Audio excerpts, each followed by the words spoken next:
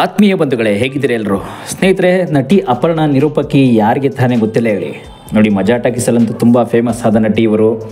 ಮಜಾ ಟಾಕೀಸನ್ನು ಬಿಟ್ಟು ಹೊರಗೆ ಬಂದಿದ್ದಾದರೂ ಕೂಡ ಯಾಕೆ ಅಂತಂದರೆ, ನೋಡಿ, ಒಬ್ಬ ವ್ಯಕ್ತಿಯ ಫೇಮಸ್ ಆಗಬೇಕು ಅಂತಂದರೆ ಎಷ್ಟೆಷ್ಟೆಲ್ಲ ಹಿಂದೆ ಕಷ್ಟಪಟ್ಟು ಮೇಲೆ ಬರ್ತಾರೆ. ಕೊನೆಗೆ ಯಾವುದಾದ್ರೂ ಒಂದು ಸಣ್ಣ ಪುಟ್ಟ ಕಾಯಿಲೆಗಳು ಬಂತು ಅಂತಂದರೆ ಅವರು ರೆಸ್ಟ್ ಮಾಡಲೇಬೇಕಾಗುತ್ತೆ. ಎಲ್ಲ ನಿಮಗೂ ಕೂಡ ಗೊತ್ತಿರೋಂಥ ವಿಷಯನೇ. ಅಪರ್ಣಾಗೆ ಏನು ಕ್ಯಾನ್ಸರ್ ಬಂದಿತ್ತು, ಯಾವ ಕ್ಯಾನ್ಸರ್ ಬಂದಿತ್ತು, ಮತ್ತು ಆಗ ತನ್ನ ಗಂಡ ಕೂಡ ಏನು ಮಾಡಿದ್ರು, ಅದನ್ನೆಲ್ಲ ಮುಂದೆ ಹೋಗ್ತಾ ತಿಳ್ಕೊಳ್ಳೋಣ. ಅದಕ್ಕೆ ಮೊದಲು ನಮ್ಮ ಚಾನಲ್ ಫಸ್ಟ್ ಟೈಮ್ ನೋಡ್ತಾ ಇದ್ದರೆ ದಯವಿಟ್ಟು ಸಬ್ಸ್ಕ್ರೈಬ್ ಮಾಡಿ ನೋಡಿ. ಯಾಕೆಂದರೆ ಸದಾ ಹೀಗೆ ನಿಮ್ಮ ಬೆಂಬಲ ಇರಲಿ ಅಂತ ಕೇಳ್ಕೊತೀವಿ.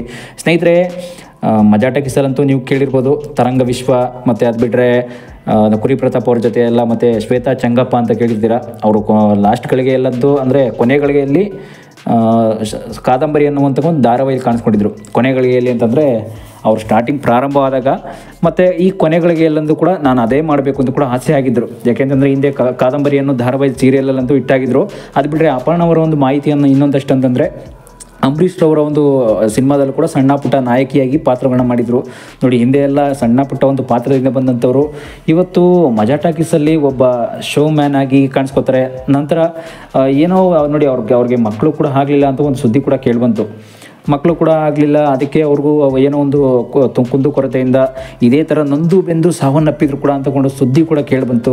ನೋಡಿ, ಕನ್ನಡದ ಒಂದು ಪ್ರಮುಖ ಕಾಮಿಡಿ ಶೋಗಳಲ್ಲಿ ಒಂದಾಗಿರುವ ಹಾಗೂ ಸುದೀರ್ಘ 10 ವರ್ಷಗಳಿಂದ ಕನ್ನಡಿಗರನ್ನು ರಂಜಿಸುತ್ತಿರುವ ಒಂದು ಮಜಾ ಟಾಕೀಸ್ ಶೋ ನಿಮಗೆಲ್ಲರೂ ಕೂಡ ಗೊತ್ತೇ ಇರುತ್ತೆ. ಆದರೆ ಮಜಾ ಟಾಕೀಸಲ್ಲಿ ಒಂದು ಕನ್ನಡದಲ್ಲೇ ಹೊಸ ಮತ್ತು ವಿನೂತನ ಮಾದರಿಯ ಕಾಮಿಡಿ ಶೋ ಆಗಿತ್ತು ಆ ಟೈಮಲ್ಲಿ. ಅದು ಕಳೆದ ಒಂದು ದಶಕದಿಂದ ಅಂದರೆ ಒಂದು 10 ವರ್ಷಗಳಿಂದನೂ ಕೂಡ ನಡ್ಸ್ಕೊಂಡು ಬರ್ತಾ ಇರ್ತಕ್ಕಂಥ ಸೃಜನ್ ಲೋಕೇಶ್ ಅವರು ನಡ್ಸ್ಕೊಂಡು ಬರ್ತಾ ಇರ್ತಕ್ಕಂಥ ಅವ್ರದ್ದು ಒಂದು ಟೀಮ್ ಅಂತ ನಾವೇನು ಕರಿತೀವಿ, ಒಂದು ಗುಂಪು, ಅವರ ಒಂದು ಮಾದರಿಯ ಕಾಮಿಡಿ ಶೋ ಆಗಿತ್ತು ಆ ಟೈಮು.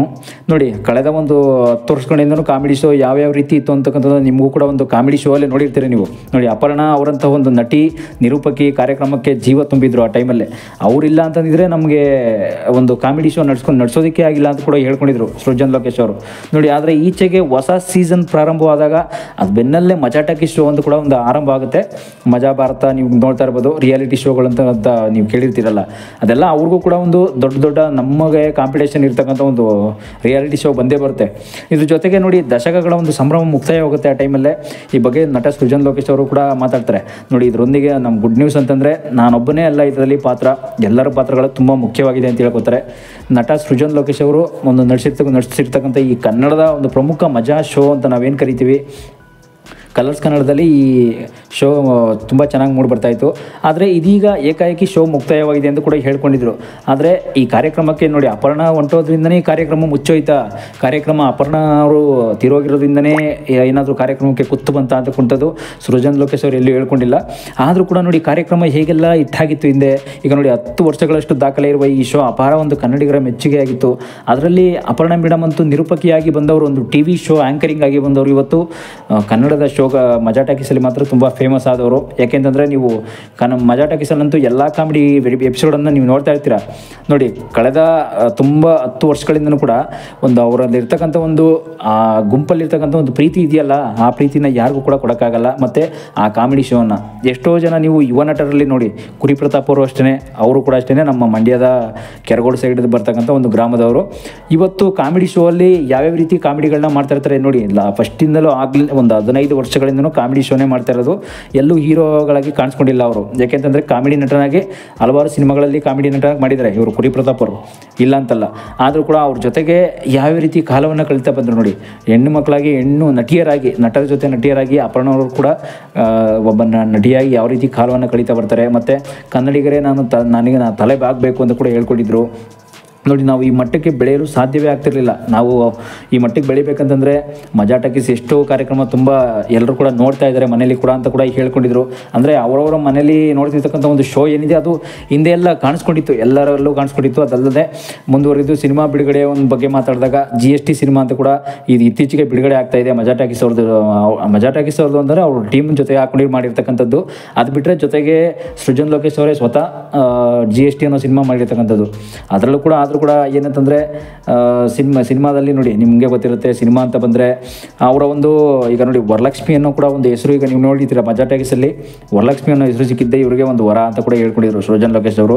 ಆದರೆ ಮಜಾ ಟಾಕೀಸು ಈಗ ನೋಡಿ ವರಲಕ್ಷ್ಮಿ ರಾಣಿ ಅಂತಕ್ಕಂಥ ನೀವು ಕರಿತಿರಲ್ಲ, ರಾಣಿ ಅಂದರೆ ಶ್ವೇತಾ ಚೆಂಗಪ್ಪ ಅವರು ಒಂದು ಪಾತ್ರ ಇರುತ್ತೆ ಅದರಲ್ಲಿ.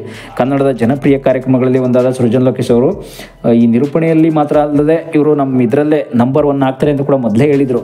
ನಮ್ಮ ಕಾಮಿಡಿ ಶೋ ಅಲ್ಲಿ ನಾವು ಜಾಸ್ತಿ ಬೆಲೆ ಕೊಡ್ತಕ್ಕಂಥದ್ದು ಇವ್ರಿಗೇನೆ ಅಂತೆಲ್ಲ ಹೇಳ್ಕೊಂಡಿದ್ರು. ಯಾಕೆಂದರೆ ನೋಡಿ ಸದ್ಯ ವೀಕೆಂಡಲ್ಲಿ ಆ ಟೈಮಲ್ಲಿ ಏನಾಗುತ್ತೆ ಅಂತಂದರೆ ಕಿಚ್ಚ ಸುದೀಪ್ ಅವರು ಕೂಡ ಬರ್ತಿದ್ರು, ಆ ಟೈಮಲ್ಲಿ ದರ್ಶನ್ ಅವರು ಬಂದಿದ್ದರು. ಅದು ಬಿಟ್ಟರೆ ಯಾರ್ಯಾರು ಇನ್ನೂ ತುಂಬ ಜನ ನೋಡಿರ್ತೀವಿ ಬಂದು ಕಾಮಿಡಿ ಶೋ ಅಲ್ಲಿ ಎಷ್ಟೋ ಜನ ಹೀರೋಗಳನ್ನ ಬಂದಿರತಕ್ಕಂಥದ್ದು ಇನ್ವೈಟ್ ಮಾಡಿರ್ತಕ್ಕಂಥದ್ದು ಎಲ್ಲರೂ ಕೂಡ ನೋಡಿರ್ತೀವಿ. ಆದರೆ ಅಪರ್ಣ ಅವರ ಒಂದು ಸಾವು ಈಗ ಆಗುತ್ತೆ ಅಂತ ಎಲ್ಲರೂ ಕೂಡ ಯಾರು ಕೂಡ ಭಾವಿಸಿರಲಿಲ್ಲ. ನೀವು ಯಾರನ್ನಾರು ಹೀರೋಗಳನ್ನ ಹೋಗಿ ಕೇಳ್ಕೊಬನ್ನಿ. ಯಾಕೆಂತಂದರೆ ರಾಕಿಂಗ್ ಸ್ಟಾರ್ ಯಶ್ ಅವರು ಕೂಡ ಅಲ್ಲಿಗೆ ಬಂದಿದ್ದರು. ಟಾಕಿಂಗ್ ಸ್ಟಾರ್ ಸೃಜನ್ ಲೋಕೇಶ್ ಅವರಂತೂ ಇದರಲ್ಲಿ ಹೊಸ ಕಲಾವಿದರು ಏನಂತಲ್ಲ ತುಂಬ ದಂಡೆಯನ್ನು ಎಬ್ಬಿಸಿದ್ರು. ಇದರಲ್ಲಿ ನಿಮ್ಗೆ ಗೊತ್ತಿರ್ತದೆ ಮಜಾ ಭಾರತ ವೇದಿಕೆ ಮೇಲೆ ಯಾವ ರೀತಿ ಹಲವು ಕಲಾವಿದರಿದ್ದರು, ಅವ್ರನ್ನೂ ಕೂಡ ಈಗ ಹೊಸದಾಗಿ ಕರ್ಕೊಂಡು ಎಂಟ್ರಿ ಕೊಡ್ತಾ ಇದ್ದಾರೆ ಮಜಾ ಟಾಕೀಸಲ್ಲಿ. ಅದರಲ್ಲಿ ಅಪರ್ಣ ಅವರು ಒಂದು ಪಾತ್ರವನ್ನು ಏನಾದರೂ ಮುಂದೆ ಇನ್ನೇನಾದರೂ ಜೊತೆಗೆ ಮಾಡಬೇಕು. ಅಪರ್ಣ ಅವರೀಗ ಸಾವನ್ನಪ್ಪಿರೋದ್ರಿಂದ ಅವ್ರಿಗೆ ಏನಾದರೂ ಬರೀ ಪುಷ್ಪಾರ್ಚನೆ ಮಾತ್ರ ಆಗಲ್ಲ, ಬೇರೆ ಇನ್ನೇನಾದರೂ ಮುಂದೆ ಏನಾದರೂ ಮಾಡ್ತಾ ಹೋಗಬೇಕು ಅಂತ ಕೂಡ ಕೇಳ್ಕೊತಾ ಇದ್ದಾರೆ. ಮುಂದೆ ಏನು ಮಾಡ್ತಾರೆ ಅನ್ನೋದನ್ನ ಕಾದು ನೋಡಬೇಕು ಸ್ನೇಹಿತರೆ. ನೋಡಿ ಅಪರ್ಣ ಅವರು ಮಜಾ ಟಾಕೀಸಲ್ಲಂತೂ ತಮ್ಮದೇ ಒಂದು ವಿಶೇಷ ಒಂದು ಜನರಿಂದ ಕೂಡ ತುಂಬ ಹೆಸರನ್ನು ಗಳಿಸಿದ್ದವರು. ಪ್ರತಿ ಎಪಿಸೋಡಲ್ಲೂ ಒಂದೊಂದು ಹೊಸ ರೀತಿಯ ಕಾನ್ಫೆಕ್ಟ್ ಅಂತ ನಾವೇನು ಕರಿತೀವಿ, ಒಂದು ಪ್ರೇಕ್ಷಕರಿಗೆ ಮೋಡಿ ಮಾಡಿದ್ದಂಥವ್ರು ಅಪರ್ಣ ಮತ್ತು ಶ್ವೇತಾ ಚೆಂಗಪ್ಪ ಅಂತ. ಆದರೆ ಈ ಕಾಮಿಡಿ ಶೋಗಳಲ್ಲಿ ಸದ್ಯಕ್ಕಂತೂ ಈಗ ಅವರು ಇಲ್ಲ. ಯಾಕೆ ಅಂತಂದರೆ ಅವ್ರು ಇಲ್ಲದೆ ಇರೋದ್ರಿಂದ ಅವರು ನೋಡಿ ವರಲಕ್ಷ್ಮಿ ಅಂತ ಕೊಟ್ಟಂಥ ಒಂದು ಹೆಸರು ಈಗ ಕಾಮಿಡಿ ಶೋ ಆಗ್ತಾ ಇಲ್ಲ. ನೋಡಿ ವರಲಕ್ಷ್ಮಿ ಅನ್ನೋದು ತಮ್ಮದೇ ಹಾಸ್ಯ ನಟಿಯ ಮೂಲಕ ಬಂದಂಥವ್ರು ಇವತ್ತು ನಕ್ಕಿ ನೆಲೆಸೋದಕ್ಕೆ ಯಾರು ಸಿಗ್ತಾ ಇಲ್ಲ ನಮ್ಮ ಕೈಗೆ. ಅಂದರೆ ಕಳ್ಕೊಂಡ್ಬಿಟ್ಟಿದ್ದಾರೆ, ತೀರೋಗ್ಬಿಟ್ಟಿದ್ದಾರೆ. ಅವರು ತೀರೋಗಿರೋದ್ರಿಂದ ತಮ್ಮನ್ನು ತಾವು ಮದುವೆ ಆಗಲು ಸಲ್ಮಾನ್ ಖಾನ್ ಅವರು ಕೂಡ ಬರ್ತಾರೆ ಅಂತ ಕೂಡ ಒಂದು ಕಾಮಿಡಿ ಮಾಡ್ತಾಯಿದ್ರು ಆ ಟೈಮಲ್ಲಿ. ಕಾಮಿಡಿ ಅಂತ ಬಂದರೆ ಒಂದು ನಕ್ಕಿ ನಗಿಸ್ತೀವಲ್ಲ ಎಲ್ಲರೂ, ಅದು ಎಲ್ಲರಲ್ಲೂ ಇರಲ್ಲ ಕಲೆ. ಅವರ ಒಂದು ತಲೆ ಒಳಗೆ ಇಟ್ಕೊಂಡು ಒಂದು ಸ್ಕ್ರಿಪ್ಟ್ ರೀತಿ ಬರ್ಕೊಂಬರ್ತಾರಲ್ಲ, ಆ ಸ್ಕ್ರಿಪ್ಟ್ ರೀತಿ ಬರ್ಕೊಂಬರ್ತಕ್ಕಂಥದ್ದು ಎಲ್ಲರಲ್ಲೂ ಕೂಡ ಬರಲ್ಲ. ಅದು ಅಪರ್ಣ ಅವರು ಕೂಡ ಒಂದು ಗಂಡನೂ ಕೂಡ ಸ್ವತಃ ಹೇಳ್ಕೊಂಡಿದ್ರು ತಮ್ಮ ಒಂದು ನ್ಯೂಸ್ ಚಾನಲ್ ಮೂಲಕ ಆಗಲಿ ಕೆಲವೊಂದು ಅಷ್ಟು ಮಾಧ್ಯಮದೊಳಗೆ ಹೇಳ್ಕೊಂಬಿಟ್ಟಿದ್ರು ಬಂದು.